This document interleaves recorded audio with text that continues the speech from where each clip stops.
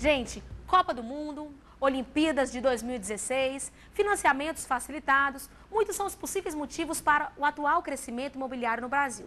No Ceará, os imóveis também deram um salto, tanto nas vendas quanto nos preços. Mas, de acordo com especialistas, o mercado já está começando a se estabilizar.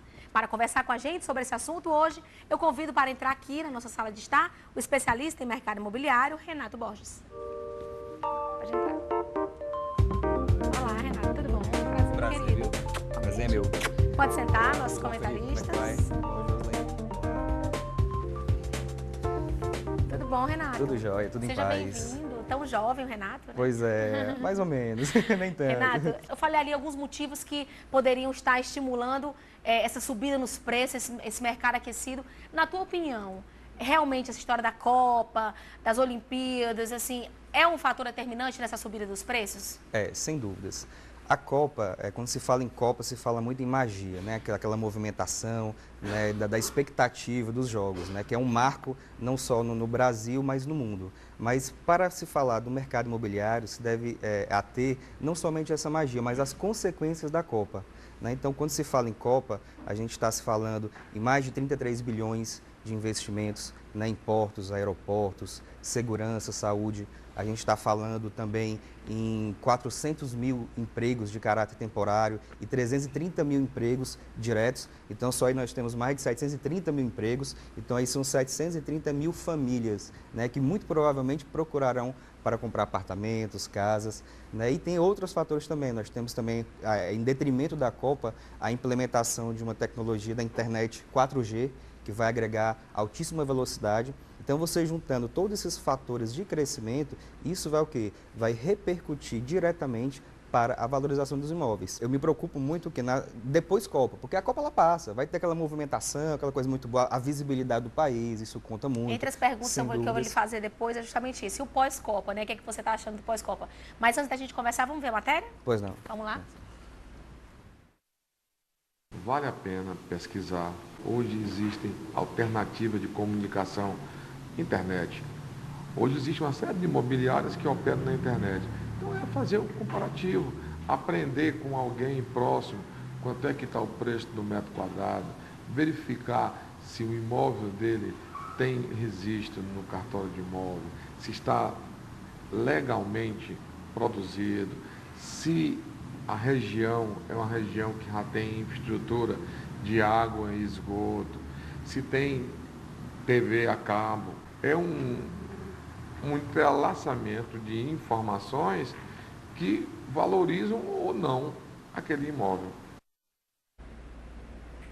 E aí, as dicas são importantes aí, Renato, na hora de comprar imóvel? Tem alguma a acrescentar aí? Temos sim. São dicas importantíssimas, né? Assim, o mercado, por ele estar muito aquecido, gera uma demanda muito grande. Então, assim, gera uma euforia nos clientes, nos investidores. Então, para isso, é sem dúvidas necessário uma assessoria, procurar imobiliária e levar em consideração todos os requisitos. Né? Então, nem sempre o lugar a área que já está em auge de desenvolvimento, às vezes é melhor, nem sempre. Às vezes é interessante você investir em uma área que outrora era esquecida, mas que existe o quê? Uma expectativa, uma margem de valorização.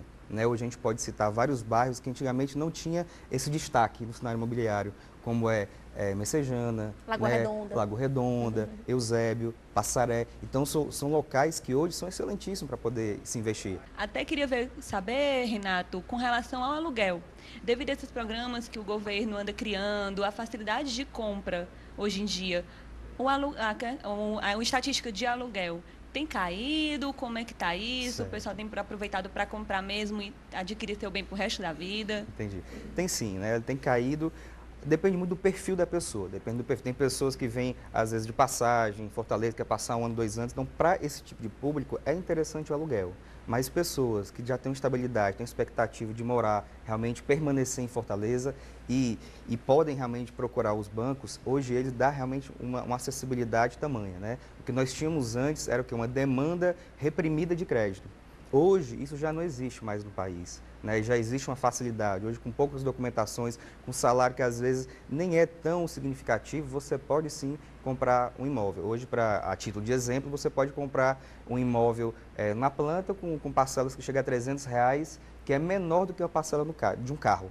Né? Então, assim, está abrindo portas para o pequeno investidor. Antigamente o mercado ele era aberto para o médio e para o grande investidor. Né? E esse quadro ele está se modificando. Né? Então, se o meu objetivo é investir, que tipo de imóveis ou que áreas, né, são as melhores para se investir no momento? Certo. A gente trabalha muito na empresa fazendo o quê? Fazendo uma sondagem, uma investigação do seu perfil. Aí, a partir do seu perfil, a gente vai ver o melhor investimento. Então, não existe uma regra específica. Né? O que a gente pode exemplificar aqui para facilitar o entendimento é o que existem regiões, como a gente estava falando, que elas têm margem de lucro. Hoje, você investir, às vezes, no Eusébio, Messejana, às vezes, vai variar, é melhor do que você investir, às vezes, numa área que já mais estagnada. Isso com olhar de investimento, no caso. Isso no quesito investimento. Exatamente. Então, você tem que verificar isso. Você tem que verificar o tempo da obra, né? Se você vai comprar hoje e o imóvel ele vai ficar pronto daqui a 3 anos ou 2 anos. Tem que fazer todo um cálculo. Hoje é muito comum as pessoas comprarem imóveis na planta, porque você não precisa desprender tanto dinheiro, tanto valor pecuniário. Você não precisa ter 200, 300 mil. Você precisa ter o quê? Um sinal de, às vezes, 10, 15, 20 mil reais, parcelas que giram desde 300 reais até um valor ilimitado. E assim, uma dúvida minha. Com esse momento, assim, meio, de certa forma, instável, né? Porque cada um meio que tem uma opinião, como você até falou, ninguém sabe, fica todo mundo naquela incógnita, o que é que vai acontecer depois da Copa, né? Que pode ser apenas uma especulação, mas a gente sabe que o mercado também é regido por especulações, né? Então, você acha, por exemplo, que a compra no imóvel na planta hoje, você acha que é seguro? Nesse momento em que a gente está num momento tão sem saber como vai ser o amanhã, é seguro? Entendi. É seguro. Desde que o cliente ele seja bem assessorado e ele venha levar em consideração diversos aspectos que a gente falou. Né? Apesar dessa movimentação, o mercado ele está caminhando para uma estabilidade, nós estamos passando por uma desaceleração, porém isso não significa que não está acontecendo crescimento. Está havendo sim um crescimento imobiliário. Digamos que a gente estava naquele Cooper ofegante. Ainda bem que está desacelerando, né? Porque onde é que ia parar esses preços, né? Então, digamos que a gente estava naquele Cooper ofegante e agora na corrida e agora está caminhando, podendo respirar. Então, o mercado está podendo respirar, mas existe um crescimento. Né? Na verdade, não existe bolha imobiliária, como muitos ainda falam. Né? Assim, existem dados técnicos para isso. O que desencadeia uma bolha imobiliária é o chamado subprime, que é o crédito de risco. Quanto maior a participação dos bancos, maior a possibilidade de uma bolha imobiliária, que é o que aconteceu nos Estados Unidos, né, em 2006, 2007, que explodiu. No caso, essa questão do crédito muito facilitado, sem uma verificação segura se a pessoa pode ou não, né? Perfeitamente. A participação do crédito dos Estados Unidos, ela chegou a 78%, Dinamarca 83%, Reino Unido 100%, na Espanha também nós tivemos uma crise na bolha imobiliária, e no Brasil, esse percentual, ele gira em torno de 5%. Então, daí você vê essa disparidade de participação de crédito. Então, assim, apesar de uma demanda reprimida, né, e que hoje está soltando, mas ainda assim o sistema de regular, né? O sistema de participação de crédito do Brasil ainda é muito conservador. Então, imobiliárias, elas perdem vendas muitas vezes porque não houve uma análise devida para a aprovação de um crédito. Parece chato na hora, mas por outro lado protege o mercado, né, Felipe? Exatamente. Para quem tem um imóvel hoje em dia, será que ele deve se preocupar com a aproximação da Copa? Será que o imóvel dele vai perder valor? Será que é um bom negócio vender agora antes que o valor caia?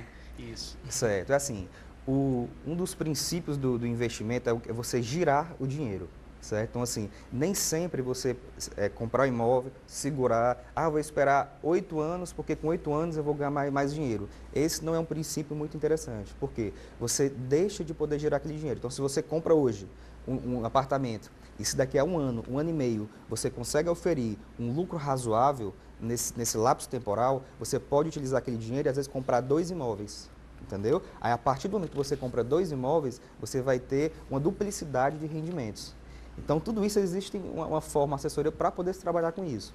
Renato, você acha que existe alguma chance de, depois desse período de alvoroço da Copa e tudo, após 2014, o mercado entrar em crise, ter algum problema? Como é que você analisa depois? Certo. Olha, não existe essa expectativa, Josi, de crise. Né? Até porque não só no mercado imobiliário, mas a gente está falando da bola da vez que é o Brasil. Né? Nós temos aqui já relatos, pronunciamentos do presidente do Banco Interamericano de Desenvolvimento, do BID, né, que já está colocando o Brasil, como um país de primeiro mundo nos próximos 10 anos. Né? E nós temos também o relato, o pronunciamento do presidente da Oracle, que já foi um pouco mais ousado e disse que o Brasil, em 5 anos, vai chegar a país de primeiro mundo. Né? Então, existem todos esses fatores circunscritos que dá o quê? Uma segurança. Né? Pode acontecer? Pode, mas dados técnicos não leva a ter essa expectativa. Né? A própria participação de crédito, a expectativa é que passe de 5% para 10% em 10 anos. Né? Renato, então, talvez haja uma estabilidade. Né? E a gente já está começando a dar... E já está começando, Isso é saudável, isso é saudável. Que bom, né? E assim, em cima do que você tinha falado, essa questão das características da bolha, eu vi até um economista falando, ele falou que uma coisa também, um item que motiva muito também essa possível crise e tal, ser o Brasil não é um país de grandes investidores, assim. A maioria das pessoas compram a casa para morar. Isso. Né? E vou te dar... A maior parcela ainda compra para morar, não é para investir. E essa questão do investidor que compra para poder investir, isso facilita ainda mais uma provável bolha, né? Exatamente. O que você falou é um segundo dado técnico para se identificar se existe ou não bolha. Então, esse é o segundo, que quer dizer o quê?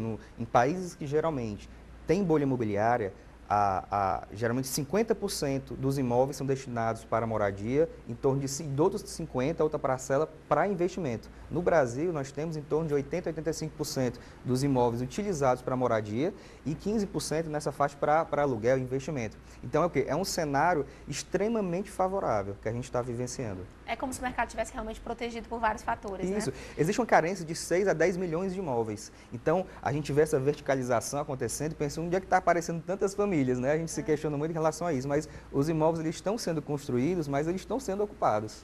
E tanto para classe média, né, existe a demanda hoje, mas vai acontecer uma demanda para as classes mais baixas também, né? Existe uma necessidade, né? Então, Exato. Depois que isso passar, o mercado vai continuar aí por mais uns 10, 20 anos, não é isso? Para poder atender esse mercado das classes mais baixas. Exatamente. A gente vai passando por ajustes, né? Hoje, o que você está falando já está acontecendo de uma maneira mais mitigada, mais tênue, mas já está acontecendo, né? A gente já vê pessoas com facilidade, comprar uma casinha mais simples e já consegue. Né? Então, a detrimento dessa carência que existe no país.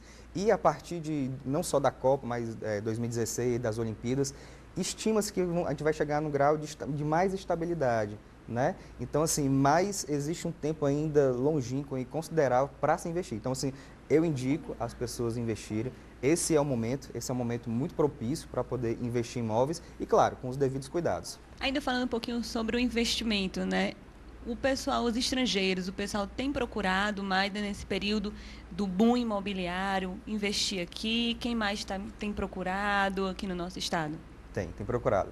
Né? Hoje, a partir do momento que o Brasil se apresenta dessa maneira de destaque no cenário imobiliário, atrai sim. Na verdade, o Brasil sempre atraiu, mas agora com a economia mais estabilizada, isso atrai mais os olhos dos investidores. Existem as imobiliárias tradicionais, né? Isso. E no caso, você está à frente hoje de uma franquia imobiliária, né? Como é que funciona isso? Isso. É uma imobiliária que já existe, é um franqueado? Explica pra gente como é que funciona essa franquia imobiliária. O mercado imobiliário, no quesito de atendimento, ele se divide em 3 fases. O primeiro foi o corretor autônomo. Então, ocupava o espaço de vendas do corretor autônomo. Isso mudou e chegaram as imobiliárias convencionais. Por quê? No momento que você vai querer vender o seu imóvel, você prefere entregar para uma imobiliária que está estabelecida fisicamente, juridicamente, que tem seu corpo de atendimento comercial, jurídico e traz essa segurança para o cliente. E a terceira fase que nós estamos vivenciando são as franquias imobiliárias. Né? No caso, eu dirijo uma franquia que é a Remax, que ela tem 7 mil unidades em 87 países. Hoje, em Fortaleza, nós temos já 8 unidades franqueadas. E qual o diferencial? Se você coloca o seu imóvel para ser vendido em uma imobiliária convencional, que tem suas 5, 6, 7 imobiliárias, serão 7 imobiliárias com seus 300 ou 400 corretores trabalhando para vender seu imóvel. E de outra forma, se você coloca o seu imóvel em uma rede de franquias, serão 7 mil unidades ou 8 em mais de 80 países trabalhando para vender seu imóvel. Então, no caso, a franquia, o imóvel vai estar em todos os locais que ela está? Em todos os locais. Então, se o português chegar na imobiliária lá em Portugal para investir no país, em Fortaleza, ele vai procurar a Remax lá de Portugal, o corretor, no momento de atender, ele vai abrir o sistema de Fortaleza e ele vai ver lá, apartamento da Poliana. Interessante, entendeu? legal. Então, isso gera o quê? Uma velocidade muito grande de vendas.